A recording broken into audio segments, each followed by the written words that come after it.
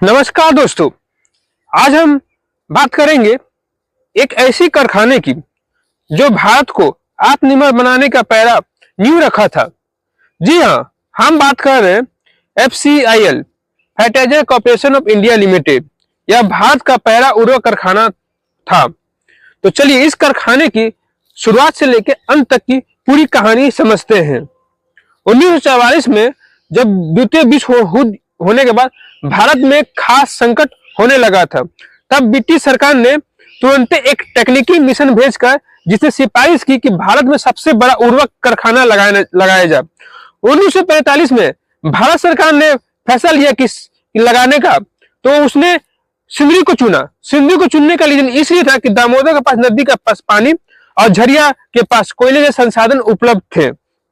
31 अक्टूबर 1951 में aluminium sulphate का उत्पादन शुरू होने लगा था। 2 मार्च 1952 में पंडित जवाहरलाल नेहरू ने इस खाद कारखाने का उद्घाटन किया था। उसने कहा था कि मैं एक कारखाने नहीं खोल रहा हूं, बल्कि मैं आधुनिक भारत का एक मंदिर खोल रहा हूं। सिंदरी न केवल उर्वरक बन रहा था, बल्कि यह भारत का ऐसा कारखाना था जिसने 1951 में अल्युमिनियम सल्फेट का उत्पादन शुरू किया था। 1949 में उर्वरक का उत्पादन शुरू किया था। यहां तक कि अल्युमिनियम नाइट्रेट का भी उत्पादन शुरू हो गया था। इतना करने के बाद खुद का वो अपना पावर प्लांट भी बनाया 80 मेगावाट का।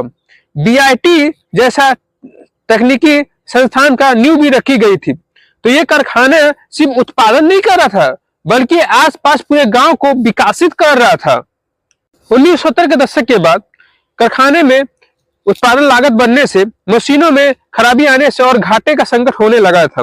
1978 में सरकार ने FCIL को पुनर्गठन करने का फैसला लिया था। इसे कई हिस्से में बांट दिए गए थे, जैसे RCF, SFCL, PDIL जैसा, मगर सिंदरी प्लांट और FCIL एक ही साथ रहा था। 1952 में कंपनी ने BIF के तहत घाटे में घोषित करके सिंदरी प्लांट को पुनः स्थायी रूप से बंद कर दिया गया था और सभी कर्मचारी को BS के तहत विदाई कर दिया गया था।